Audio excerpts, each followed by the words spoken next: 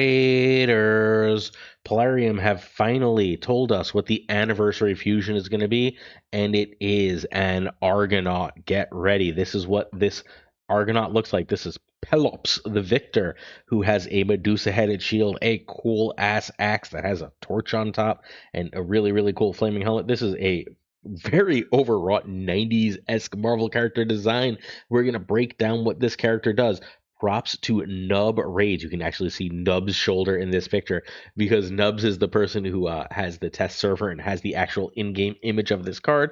We're going to take a look at Hell Hades rankings and the kit for this card. As usual, we use Hell Hades for the rankings. Obviously, everything is subject to change right now. So we're going to break down this champion's four abilities, not a million, four abilities, and then we're going to look at where Hell Hades expects this champion to be good, so we can see if new players should get this champion. Is this a fusion worth doing? And then, since we're here, we're going to take an extra minute and we're going to look at the what's new in Raid, since we're, why the hell not? So Pelops has Triumphant Blow as an A1, attacks one enemy, has a 75% chance of placing a 50% decreased attack for 2 turns. Not bad, decreased attack is good. That means that this is going to have some extra use into things like Clan Boss, where being able to give decreased attack, extra decreased attack is really, really powerful. It can't be resisted or blocked if the target is under a Hex debuff. I don't think it's actually supposed to be Hex. I think it's actually supposed to be HP burn, but hey, if it's Hex, I will correct myself later. I read that originally as if they're under an HP burn debuff. If it's Hex, then he has to be run with the Hexer, because I don't believe he has Hex in his kit, but he does have HP burn. I'm like 85 to 90% sure that that is supposed to say HP burn, and Hell Hades just has it wrong. We can make that a 75% chance on a 2 attacks, which is really good, and that extra 25% for very few books is also really nice. So this is a clan boss specific thing, a double hitter, an attack one enemy, a single hitter, that's going to give a chance of a decreased attack. We're not sad at that 75% chance on an A1. It's not the best thing I've ever seen, but it's pretty solid. Then we have Gorgoa. Gorgoa's Bane. Okay. Hi, Gorgoa. I don't know what a Gorgoa is. I assumed it was Gorgon, but what do I know? Attack one enemy, ignores 50% of target defense if the target is under HP burn debuff. That's ridiculous, which means I assume we have an HP burn somewhere. I'm pretty sure we do. I just want to be clear. Ignoring 50% of defense means that with any type of decent gear, we're going to be able to ignore 100% target defense. So if this does any damage at all, like if this is a good damage dealing skill, this is going to do crazy damage to one enemy. You know who's one enemy? Clan Boss. So if we're fighting Clan Boss or if we're fighting Chimera, this seems incredible. Not going to be great into Hydra because it's a single enemy. Seems like it's not going to be that great into PvP, but still, the target's going to be able to be, it's pretty easy to put something under an HP burn and then just smash one enemy with it. Damage by the skill, inflicted by the skill increases 10% for every turn remaining on any debuffs on this champion and the target. So if we get a bunch of debuffs on the target, this is going to do stupid extra damage. That seems fantastic, right? Stacking up to 200. We can double our damage, right? Actually, no, we can way more than double our damage because I mean, I guess it stacks from 100. I'm gonna assume it stacks from 100, but still, ignoring defense and all that extra damage seems like this might be one of the highest damaging kills in the game. If the damage inflicted is less than 50% target's max HP, again see Clan Boss, steals all buffs from the target and places a stun on them for 2 turns. The stun won't happen against most bosses, but that's still reasonably powerful. Effects can't be resisted if target's under HP burn. Great. And that's a 3-turn cooldown, so that's just a lot of damage. Really few books here. 3 books to get that to a plus 20% damage. We can get an extra 200% on top of that, and then we can deal a bunch of ignore defense. That I think is the key to the kit. How good and how much damage this does is going to be the key to this hero's whole kit. Victor's Bounty is an active effect. Places a 50% increase attack and magma shield buff on all allies for 2 turns. The magma shield is going to be 30% of this champion's max HP. A magma shield is a full damage reflect for that 30% HP. So it's an absorb and reflect 30% damage, which is a ton. It's really good. This is, I think, the only champion in the game, if I'm hearing correctly, that has a group magma shield, which is really, really, really strong. It's also going to place a taunt on the champion for 2 turns. And then a passive effect, decreased damage all allies received by 20% while champion is not under decreased defense debuff. So very, very, very, very few bosses and other PvE content is going to place that decreased defense on him, which means that passively all of your team is just going to receive 20% less damage. That seems pretty solid, right? We can also make that 30% HP shield a 50% HP shield. We can use things like Wixwell to make that better if we can get Wixwell, and there's ways to get Wixwell, friends. So all of this together means that we're really, really cooking with Victor's Bounty. Victor's Bounty seems like it's going to be just insanely strong and insanely survivable. Um, in my head, I'm sort of considering, because this is a 3-turn cooldown too, I'm sort of considering him like a super Valkyrie. This is like Valkyrie is just the like shield and counterattack, right? This isn't going to do the counterattack, it's just going to reflect back the damage, which is probably similar enough. The taunt and that is different, and then yeah, and then we just get the big extra attack, whereas Valkyrie is just like, I sit here besides my one thing. Champions move to stun, HP burn, and petrification debuffs, which is really nice. Once more, I said this already, but into, you guessed it, clan boss, where we cannot be stunned. And it's nice not be burned and petrified, but like not being stunned in clan boss is really good. Excuse me, not being burned is going to be nice in Grim Forest. Whenever an enemy attacks a champion, 100% chance of placing a burn on that enemy for 2 turns.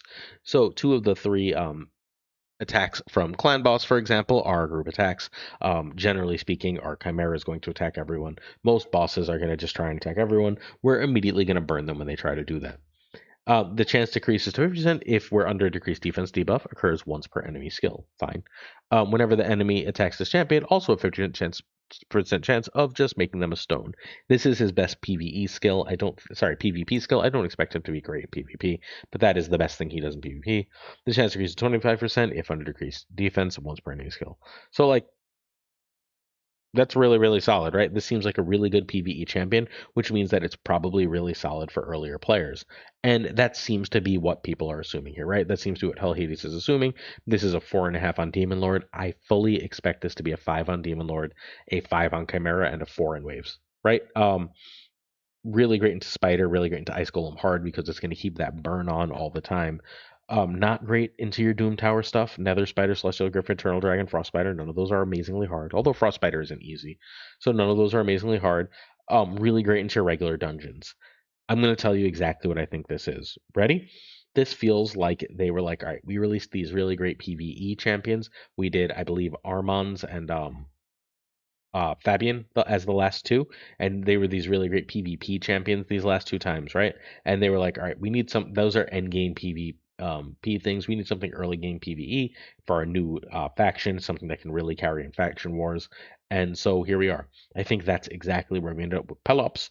Being able to keep the berm going is really strong, and I think he's going to be largely a must get because he's our second fusion from this faction. Plus, we get extra benefit out of doing fusion. So we're going to take a quick look at the what's new. Argonites are coming in a big way in March, which we've heard about. Good for that. We have World Boss coming as one of the new things coming to Raid Shadow Legends. We are going to be doing a world boss where basically it's a super clan boss that you can fight a billion times. You don't have to spend standard resources for it. It says standard resources, so I'm assuming there will be some other resource for it, but whatever. As you go through different battles, it gets harder and harder, and there's more and more restrictions. But there's like whole community wide rewards for this. And like some of those look silly, like there's frames for avatars, whoopee, but it looks like there might be some other cool stuff there. So I don't know. I think that this is going to be decently cool. It's an extra thing to do that doesn't seem like it's going to be like a huge ordeal. Live arena friendly battles are coming where you can do friendly battles with your friends or random people. I guess good for you. I don't like live arena. I'm doing it because I want to get that champion and because I need to do it for Marius, but whatever. And then this is the big one. The fusion champions are changing. There's a million videos about this. We'll do a larger breakdown ranking with how I think you should rank your fusions. But the system is basically every time you complete a fusion, you're going to get a token. And if you have tokens, you can change what fusion you're trying to do. So like you're seeing the tier 1 ones. These are supposedly the best ones. You can't get anyone you already have. So if you've pulled them through shards, you've done the fusion already, you can't get like a second Wixwell here.